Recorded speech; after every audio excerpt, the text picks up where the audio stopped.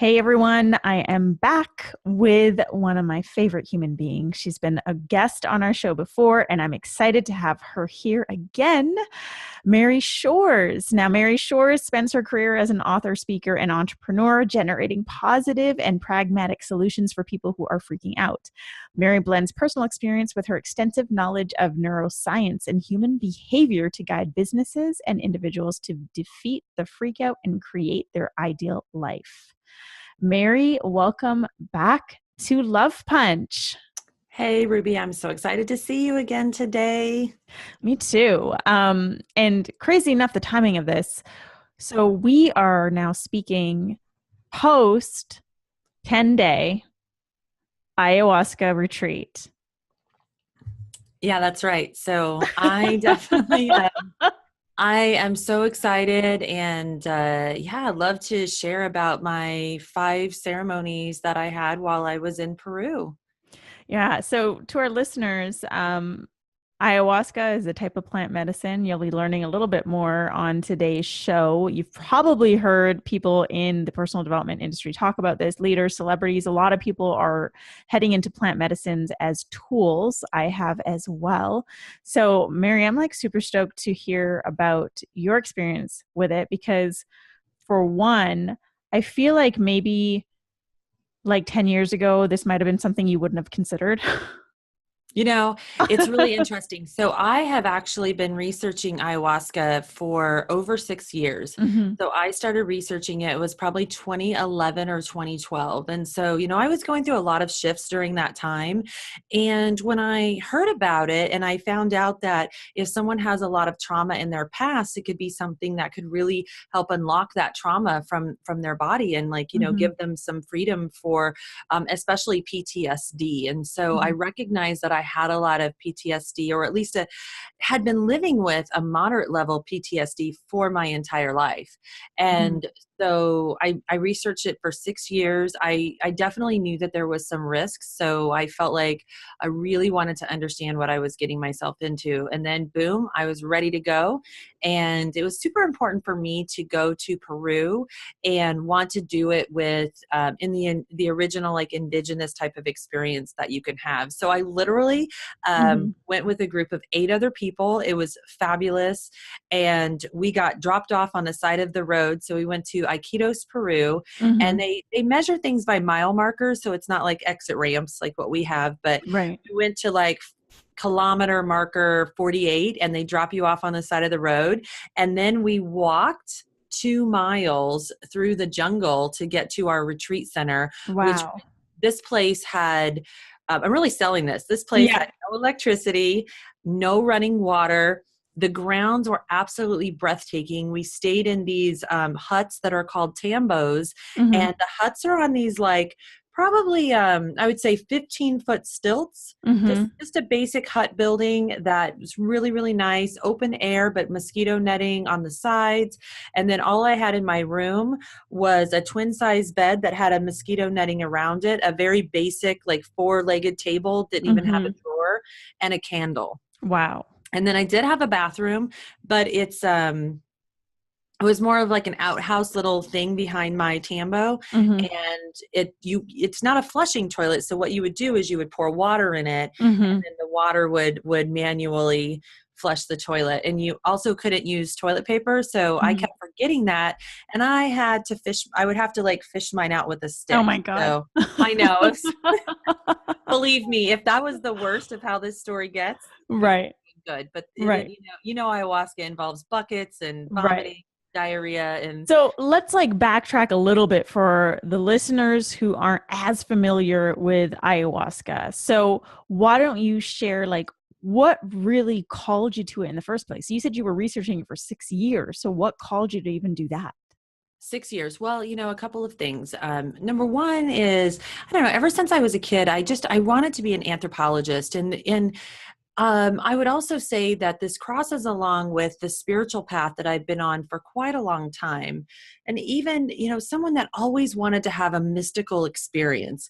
So I've been on breathwork retreats. I've been on yoga retreats. I've been on meditation retreats that are specifically focused and geared towards learning how to have an out of body experience. Mm-hmm. And so and people that have done ayahuasca, they'll tell you they just feel called.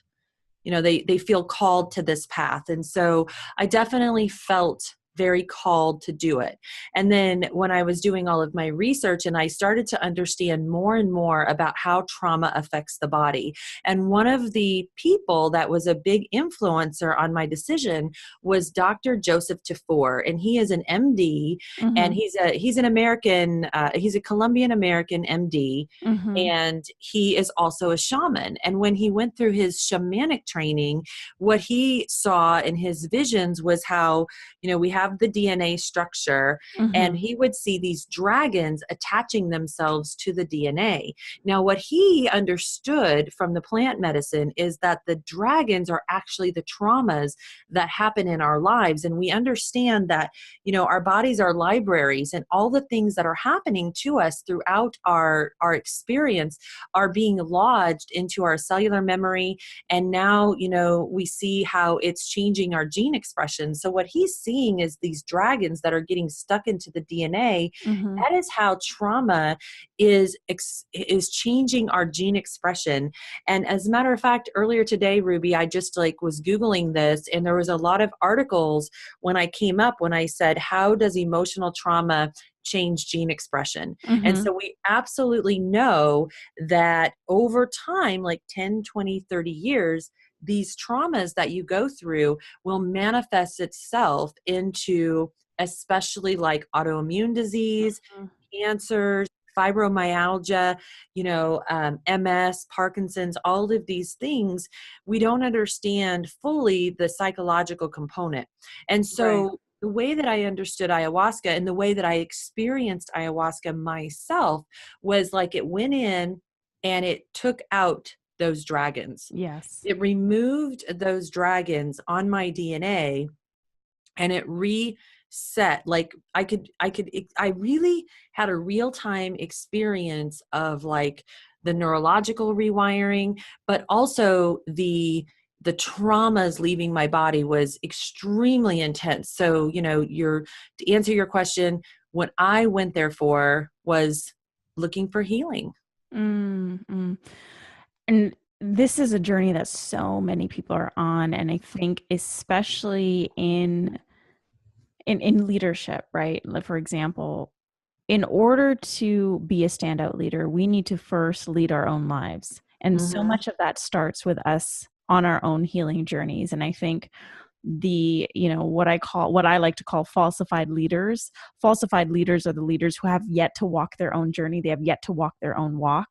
And they're the ones who are delivering these like misconstrued construed messages because they're coming from a place that's misaligned. And so I feel like, I mean, the way that I look at plant medicine is it's a tool for us to start healing within, which is what you're saying, but Mm-hmm. also to like deepen our own journey so we can then deepen our own stance as leaders, you know?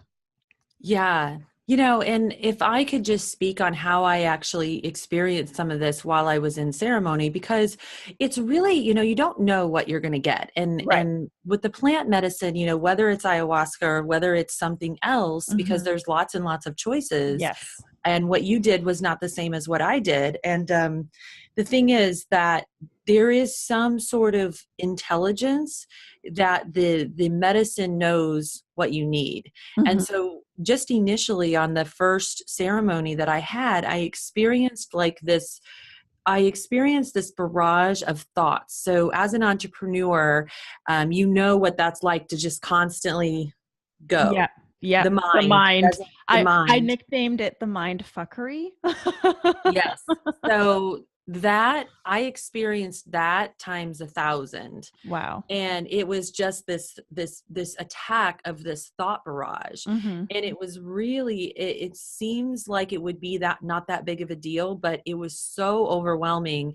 And what I realized the next day was it was gone. And Mm-hmm. so what the medicine was doing was making it go away. I Mm-hmm. mean, So I was having this experience. I'm experiencing like thousands of these thoughts. And because I was having 5 ceremonies, it really needed to do some reprogramming in my mind before I had the really extreme experience for the second ceremony. Mm-hmm. And so that was emptying out all those thoughts. And it's been 2 weeks, and I'm literally, the monkey mind is just gone. Right. The mind chatter is just gone. Now, I fully believe that integration is extremely important. And if Yeah. I come back and I get into the same patterns that I was already in, then it's just going to be a matter of time before, that those old habits come back. Mm-hmm. But for now, so far, I'm happy to say that that mind chatter, and that was the first part of the leadership component, is because with a quieter mind, I can tap into my own intuition better.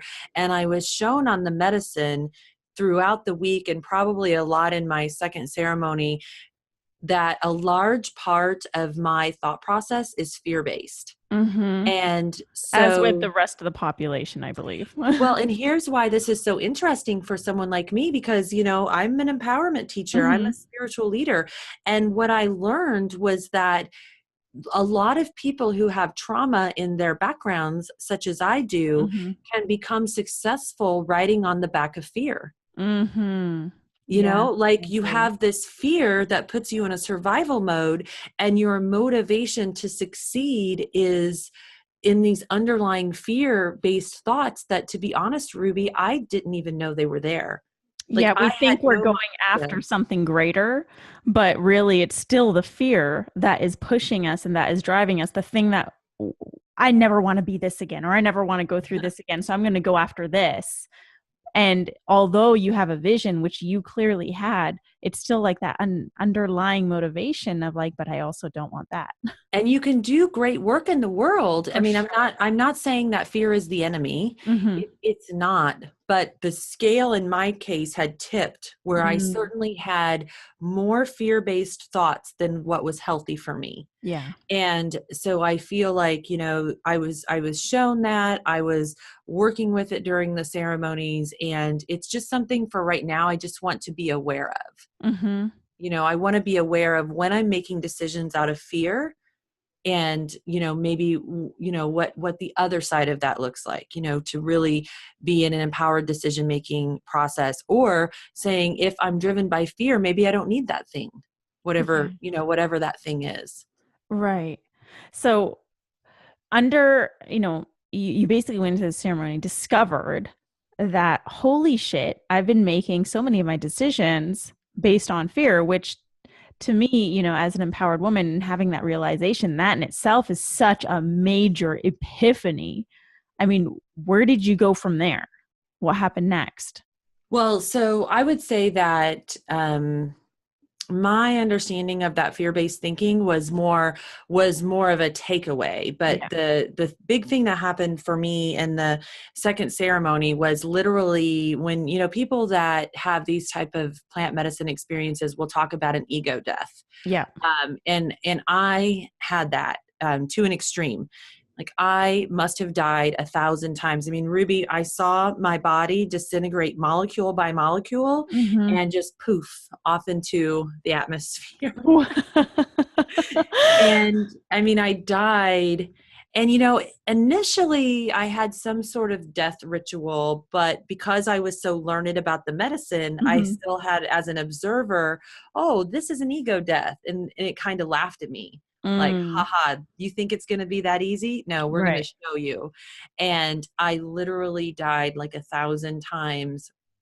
And when I finally got to this place where I accepted, and this was not a cognitive experience where I think I'm dead. I mean, like, to me, I was really gone. Like, I had Mm-hmm. really experienced an actual death and had accepted that I was dead, and actually even thought, because it's a little bit of a, oh, what's the word? Like a little bit of a psychosis, Mm-hmm. where you're not really in your right mind. And so I was thinking that I was dead, and I got to this place where I accepted it. And then I started going to these other dimensions. And so this was maybe about an hour after the second ceremony had started. And I had felt, my body turn into vibration. And like I said, my body disintegrated. And, part of it was really pleasant. Like I became one with the universe, and people talk about being a drop in the ocean. I mean, I definitely experienced that, and the interconnectedness of all things and all people. Wow. And that was like super cool. But the being dead part was not cool.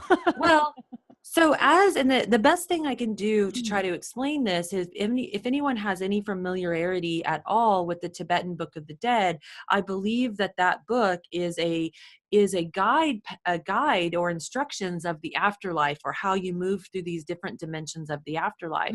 And I would say that that's very much what I experienced. So, there was the disintegration, there was where you see the visions, like the fractal patterns and the very indigenous artwork kind of stuff. And then you go through a dimension past that where you're more seeing things from a larger scale. Like I saw thoughts turning into matter. I understood 1000% completely that we are in fact creating our own reality with our thoughts. I went through where like I could, have that sort of life review where if I tuned into the awareness of my son, then all of a sudden I could feel all of his suffering. And by the way, I mean, this ceremony went on for about 6 hours, but when I was on this other side, in this other dimension, it was an eternity. Right. And it was also like multiple eternities happening all at once, because the experience is very overstimulating. And I think what it's doing is it's lighting up so many areas of your brain at once. So you're really experiencing a lot of things all at the same time. But when I got to about 3 or 4 dimensions away, because I would pass through to another dimension and another dimension, I eventually got to a place where there was literally zero frame of reference to being human at all. I mean, literally, if somebody would have shown me a human, I might as well have been looking. I wouldn't have even recognized what that is. Right. It was that strange. And most things we have a frame of reference for, like we have a frame of reference for God, whether we believe in a God or not, we still understand. But I felt this life and any memory of this life slipping away. And I remember one of the last things that I was trying to hold on to was remembering my children's names. And when that it was like that their names were just slipping away from me. Wow. Like a stream of consciousness. And I just went into this void and just became a fractal of the universe. And I know that sounds really, really trippy, but I don't know what other words to say to describe it. It was fine. And I was there for what seemed like an eternity until I was eventually starting to be shown human again. And I was given a choice. So the very, traditional near-death experience. And by the way, I really believe that your type of experience that you have under the influence of plant medicine is really based on your own belief systems. So like, for example, if somebody is Christian and they have a near-death experience, then they see Jesus. Right. You know what I mean? So because I had more open spiritual beliefs, I think I had this trip through dimensions, because that's sort of what I believe anyway. And it's really largely guided. I mean, everything that you experience is powered by your own subconscious. Definitely. So, right. So I think that's why I had this kind of experience. And I was given this choice about coming back, and I started to, and this is really cool, Ruby. I started to be shown the gifts that I asked for in this lifetime. Wow. So it was saying to me in this very goddess voice, remember, you asked for this. Like, you asked for this universal knowledge. You wanted to come here and spread this universal knowledge. So all the times when you're confused about your life and, you asked for this. And that was pretty cool. Right. Yeah. And then I was shown, like, when we'll say sayings like, send someone love and light.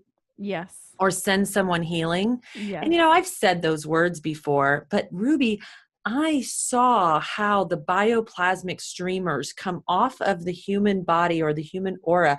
And when you have a thought like that about another person, I saw the beautiful, bioplasmic streamer is the only thing I can think, but this beautiful stream of colorful, vibrant energy that goes from one person and out to that other person who you're sending that to. So just know, like, when you say you're sending that person, and you can maybe even try to feel that from your heart, there really is something happening in another dimension that we can't see, but that doesn't mean it's not real. Mm-hmm. And so I went through this eternity period of time where I was just, whoever would come into my consciousness, I would just heal them. Like, Wow. whether it was one of my coworkers or a friend or, one of my children or an animal or, something in the planet.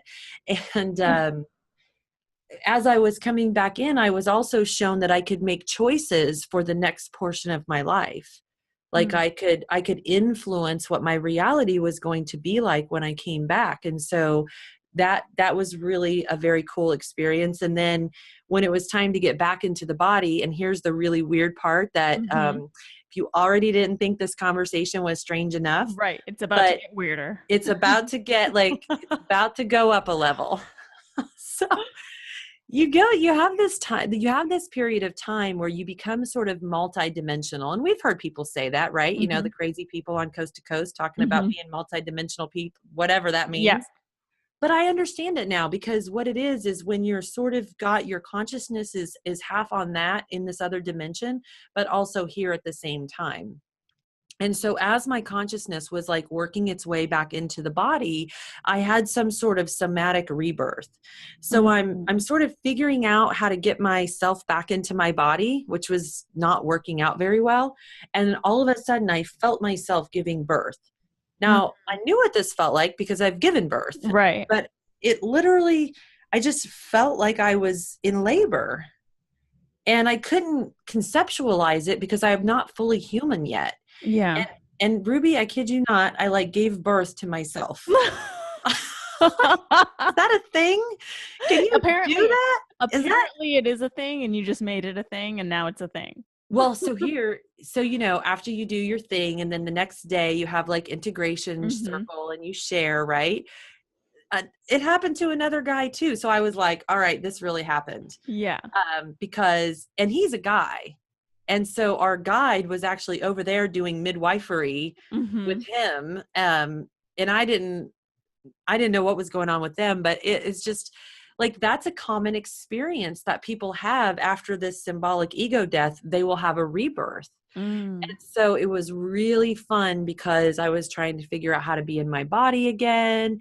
And I felt like a baby, like I didn't understand my surroundings and I needed to learn how to walk again. Like when I went to the bathroom, the little gnomes or whatever you call them that are sort of, how Terrence McKenna says, the gnomes have found a new way to say hooray. They were all cheering for me because I had like done my toilet training. Right. That was really weird. Yeah. So you went on this journey. You let go of a lot, felt like. Let go of a lot. And gained a deeper understanding of just how much power of creation you hold within you for your own life, which I think is such a beautiful thing. Because even, despite how far we get on our journeys, I think there's always this piece of hesitation, like this sense of hesitation, whether we want to admit it or not, or whether we're even conscious about it or not. And it's that hesitation of like, I'm in control, but not of this. And we hold back.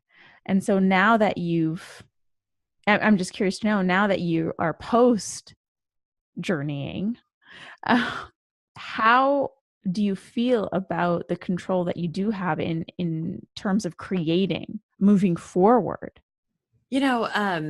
you're picking up on exactly the right thing, because one of the things that, I'm not telling you is how much the plant was showing me like I had no control, Mm. and that's a confusing message that I'm still sort of integrating, because we know that we're in control of our realities and we're creating our reality, but yet on some other level, we don't have control the way that we think we do. And Mm-hmm. I think what that means is trying to control everything is different than creating, and Yes. trying to so I had a reading with a friend of mine Mm-hmm. before I went, and she channels your guides, Mm-hmm. and she said, Mary, she said, it's like you have two people inside you. You have these two powerful beings inside of you. And she said, one of them is a tyrant, and one of them is this powerful warrior woman. And she said, you have spent a lot of lifetimes letting the tyrant be in control. Mm. Now, believe it or not, I mean, tyrant sounds like a rough word, but I Mm-hmm. absolutely know what she meant, because, when I told you that I had all of this, that I was shown how much of my life is controlled by fear-based thinking, Mm-hmm. that's the tyrant. The tyrant is the voice inside of your head that's constantly telling you how terrible and shameful and Yes. unworthy you are. The Mm-hmm. tyrant is every time when you let someone else who's just accused you of something or tried to make you feel like shit for Mm-hmm. whatever reason, that's their bullshit that they're Mm. projecting onto you. And by Yes. the way, when I was on ayahuasca, when I was coming back, full circle from the dimensions, I was shown even how I projected my bullshit onto my son. It Wow. was very powerful. That's I was like, powerful. it really was. In fact, like the medicine really wanted me to remember that, because in my mind, it was like, write this down. And so I got out this like imaginary journal in my mind, and I like wrote these words down. But I was literally shown that conversations and concerns that I had over my son was like my own projected bullshit. Mm-hmm. And it was like, wow, our minds are really, yeah, the tyrant, you Yeah. know? So this tyrant is the one who likes to control things. Mm-hmm. The tyrant is the one who likes to criticize myself. And the warrior woman is the one who is the all powerful creator. Mm. And it's, figuring out how to, and I'm not going to claim that I've figured this out yet, but I think that the more that I let go, because my mantra when I was going through this experience, because there's parts of it that are scary, Mm-hmm. my mantra is like, I surrender all. Like I just kept Mm-hmm. surrendering to the experience, knowing that it would all be okay. And so I feel like the medicine layer by layer builds on itself, so Mm-hmm. that when I got to that third ceremony, because we had five, Right. when I got to that third one, this is when I had a very physical experience. And I experienced this pain from head to toe. And it was like pain, like I was shaking because I was in so much pain. And Wow. Ruby, what I realized was, and the experience didn't start off that way, because my intention going into that ceremony was to open my heart. Mm-hmm. And so it started off with this like beautiful vibration that was about from my throat, right at my, Mm-hmm. wherever your Adam's apple would be if you had one, down to my belly button. And Yeah. so right in that heart chakra area, I just felt this beautiful vibration. And a lot of people take ayahuasca and they talk about a body scan. And Mm-hmm. so I felt that body scan happening. And it's literally like something's inside of you moving. And it's Mm-hmm. really interesting and pleasant. And I started crying. And it was just like as if something was crying me. And I Mm. was crying for a couple of hours. And eventually another girl came over that was in the retreat, and she was like, oh, you're crying. Can we cuddle?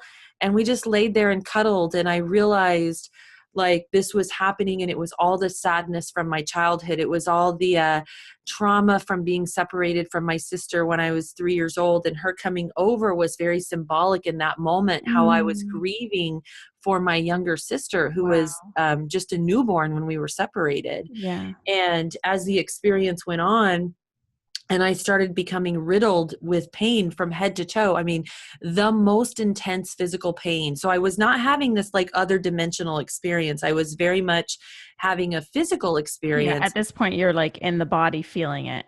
Yes. Yeah. And what I realized was all of the times that I had been so overwhelmed with life, and I would plead with God and just say, I mean, and this is going to be terrible to admit, but I'm being really honest here, Mm-hmm. that there are times in my life that I was so stressed out, so fed up, that I was ready to not be here anymore. Yeah. And I would say and plead, like, if I just got some terrible terminal illness, Mm-hmm. then I wouldn't have to take care of everybody else, and I could just go. Yeah.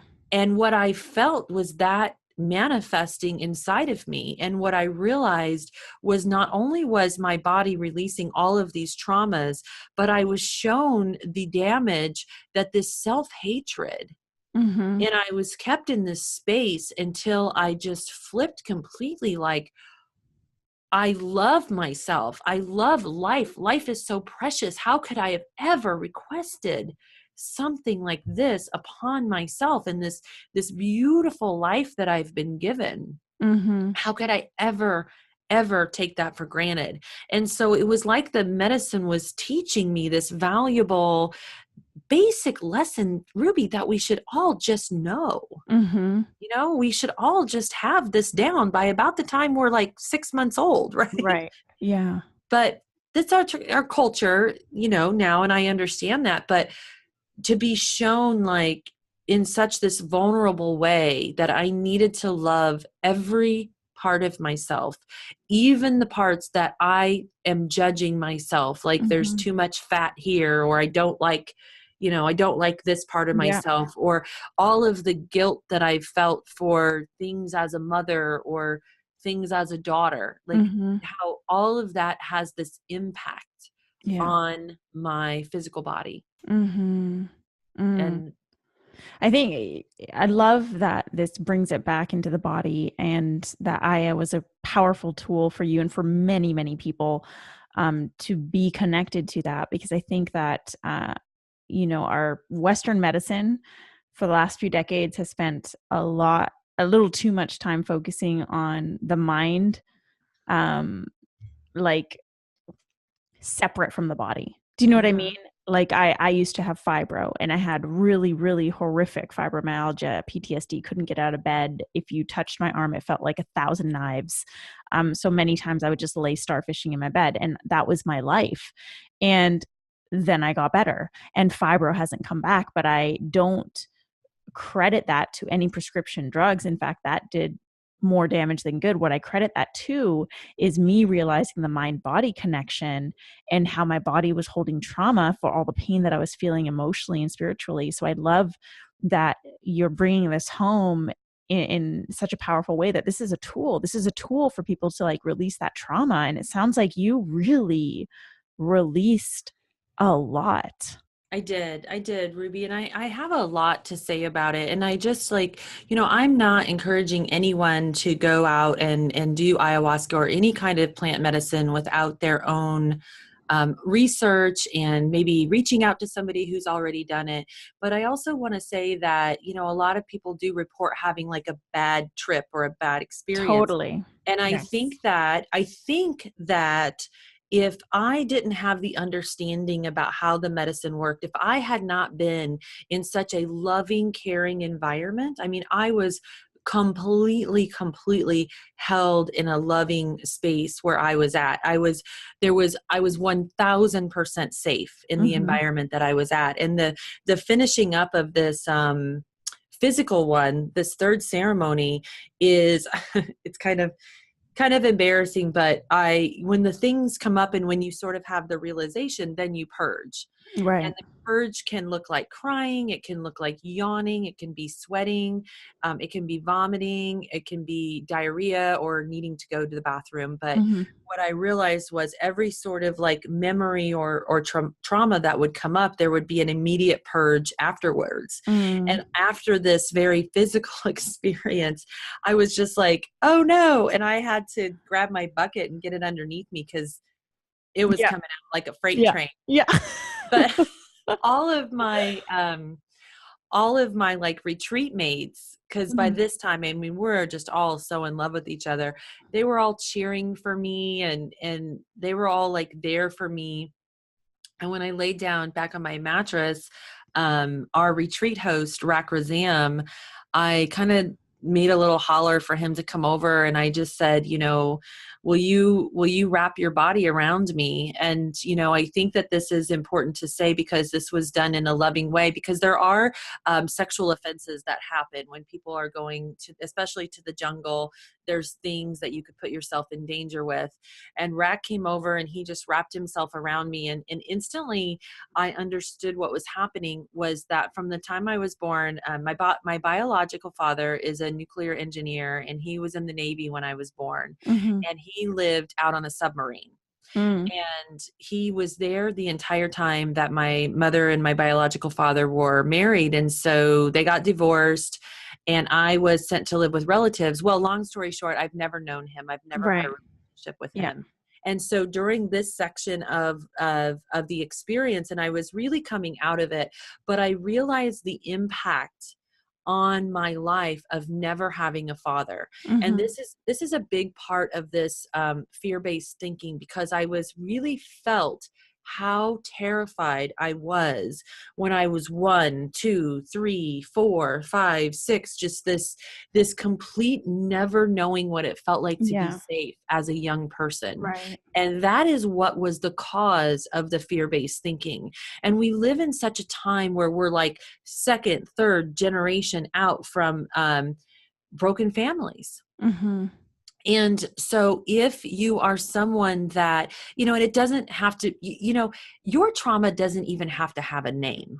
Right. Like whatever it is, because trauma is not necessarily about the thing that happened. Yes. Trauma is about the way that it shows up in your present day life and how it's affecting you. How it's And impeding you, how it's impacting you, how it's holding you back. Yes. absolutely. And how it's keeping you afraid. And Mm. so you remember when I told you that my thoughts were fear-based. Mhm. Well, now I can understand, like, why did I have this fear-based thinking? Because I never felt 100% safe and loved when I was at that very tender age of like birth to 6 or Mhm. 7.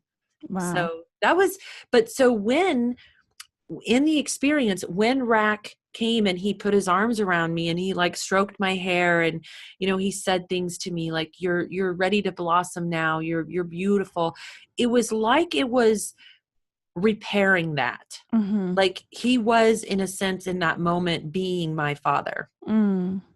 which I don't mean to sound in a creepy way at all, but Yeah. like, no, it was totally, I'd never felt so much love from one individual in my entire life. Yeah. I But think, Mary, I think if people were creeped out at this point, they probably would have like stopped listening maybe like 15 minutes ago or 20 minutes ago. I think the people who are still listening are not creeped out, and instead, or rather, they are very interested. And, something I'd love to add about plant ceremony too, because this isn't an infomercial. Everybody go do it. This is what you need to do.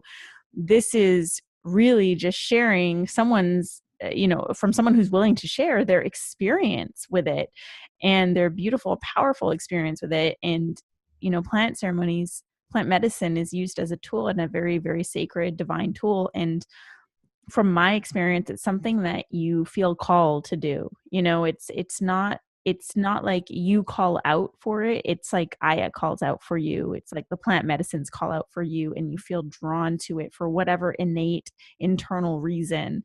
But it calls to you.